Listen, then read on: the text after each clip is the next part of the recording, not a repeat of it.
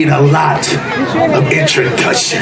He's just gonna go up here and do his thing. Please give it up for Michael Imhotep. All right, thank you. How's everybody doing today? Welcome to Juneteenth 2024.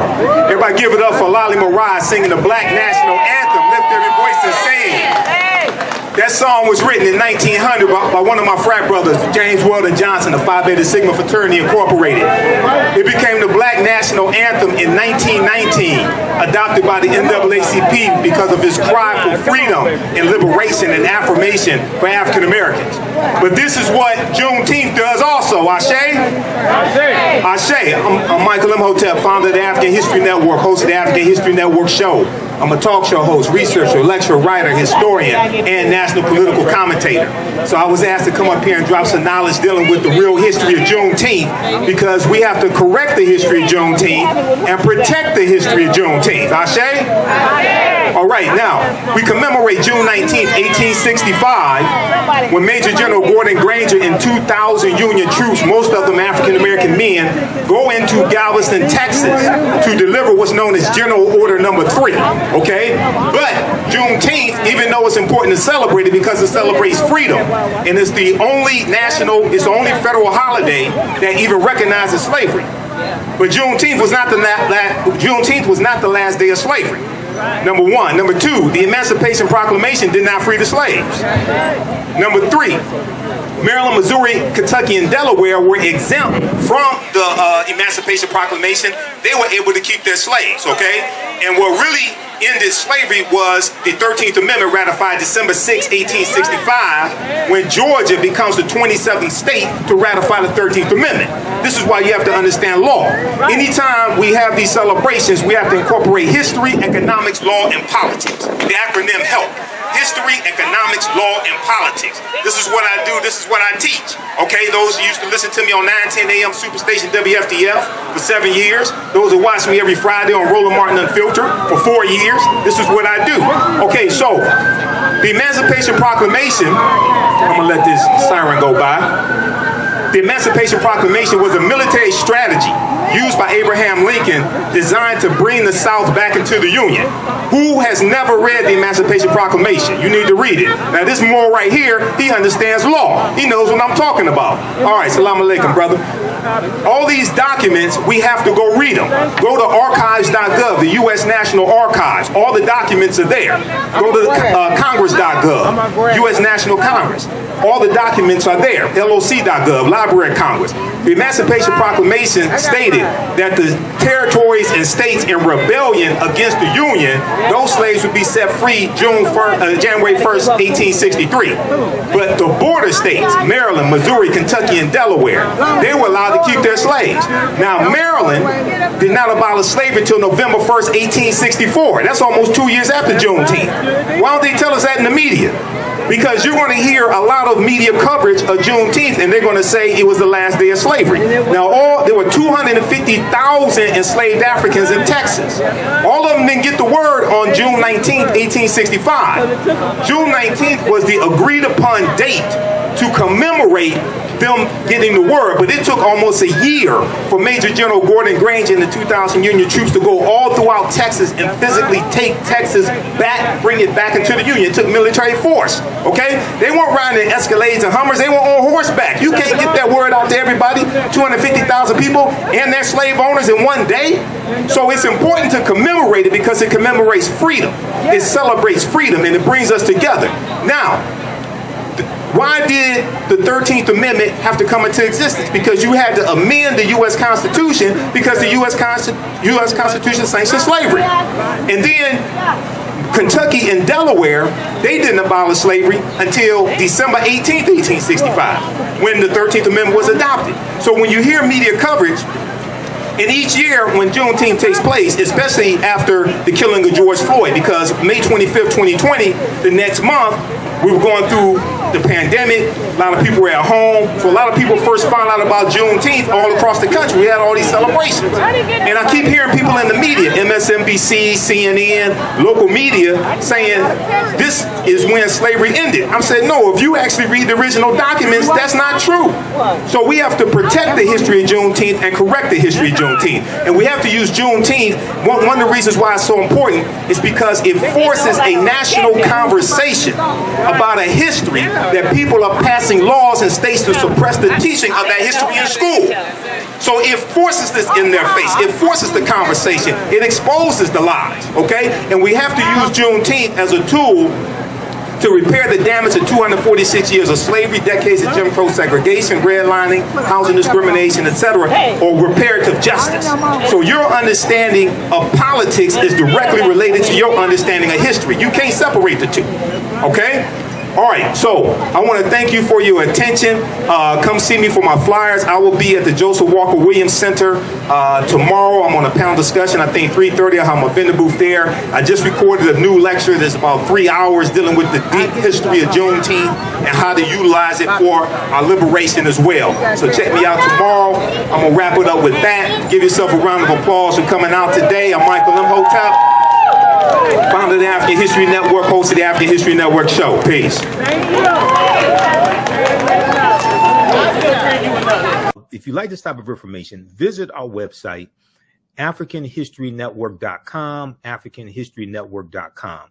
You can register for this full online course, and it's 10 multi-week sessions, okay? And we have a few more sessions left. Now, we do the sessions live. All the sessions are archived and recorded. So our next sessions are today, June 1st. We're going to start up in a few minutes as soon as I finish this broadcast. So you can join us at our online school. This is taught at our online school, the African History Network online school, June 8th and June 22nd, 2024. All right. And here's the flyer as well. The classes are on sale, $60, regularly $130. We do the sessions live. All the sessions are archived and recorded.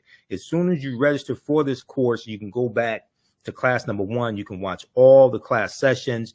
They're archived. I do a PowerPoint presentation. We have book references, articles, video clips. I show you excerpts of interviews I've done with many of our scholars as well, like Professor James Small and Tony Browder and Runoko Rashidi, etc. You can look at our class lesson plan here as well. I've been teaching this class on and off since 2007. I've been studying history 34 years. I put together an extensive class lesson plan that takes you through each class session to show you an outline of the type of content that we cover. You can download the class lesson plan as well to help you in your studies, help you in your research also, okay? We have a preview of the class here as well. And then my second class that starts up. Now we got information for my my online show, my radio show, the African History Network show as well. Facebook, YouTube, download the iHeartRadio app. You can listen to podcasts also. But my new class starts up class number 1 starts up Sunday, June 23rd, Black Resistance Movements from the Haitian Revolution, U.S. Civil War, Civil Rights Movement, and Black Power Movement, 1800 to 1968. Now, this is a fantastic class, and this class actually helps us to understand what is taking place right now in America with the attack on diversity, equity, and inclusion, with the attack on critical race theory, with the attack on voting rights, anti-Black laws being passed, all of this. This class right here, and I developed this class. I first started teaching this in late 2021. And I created this class because what I realized was the first class that I taught, I had so much information to cover. I did not have a chance to really dig in deep into this period of history from 1800 to 1968 to understand what leads to the U.S. Civil War taking place. What happens during the Reconstruction era, 1865 to 1877? We look at policies like the Missouri Compromise of 1820. We look at the Haitian Revolution, okay, 1791 to 1804, and we start with the Haitian Revolution and the Louisiana Purchase of 1803 because those two events are those two events are connected. Okay, the Louisiana Purchase, the reason why, one of the reasons why it took place was because of the Haitian Revolution and Napoleon Bonaparte and the French getting their behinds kicked by the Haitians. Okay, so we take you through our history and look at this history chronologically. All right, so we look at the Missouri Compromise. We go look at the Mexican-American War, 1846, 1848. Treaty of Guadalupe Hidalgo of 1848, which is how the U.S. gets California, Arizona, New Mexico, Colorado, Utah, and Nevada. Okay. This is how they get all of this territory. And we see what leads to the U.S. Civil War taking place. South Carolina is the first state to secede from the Union, December 20th, 1860, 6 weeks after Abraham Lincoln becomes president-elect. And you have them, the South thinking that Lincoln is going to free the slaves. So we look at the U.S. Civil War. We look at the Reconstruction era, 1865, 1877.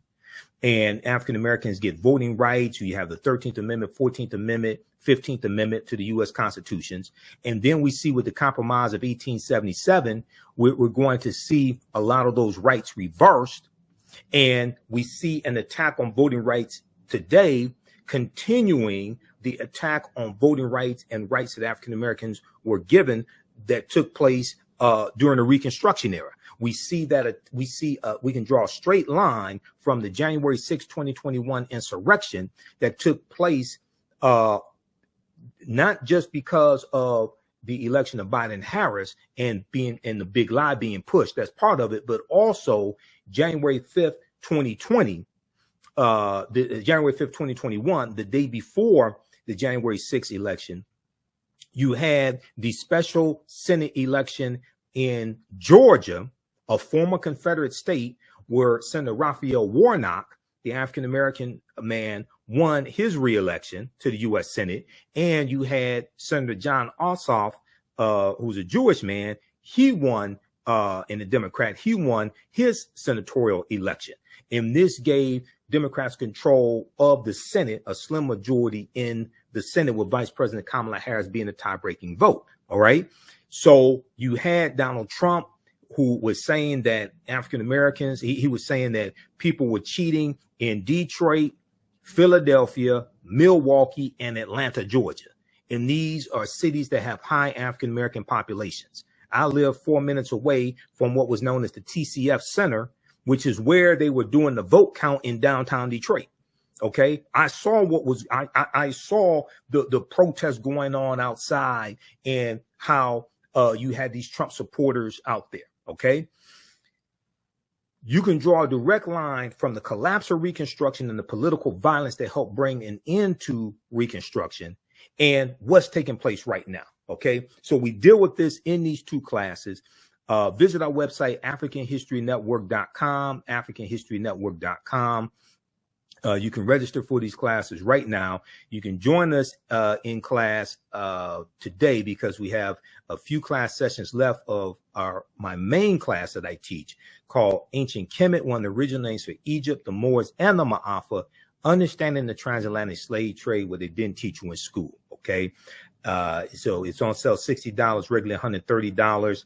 Like I said, we do the click right here to register here. We do the sessions live. All the sessions are archived and recorded. You can go back and watch it anytime.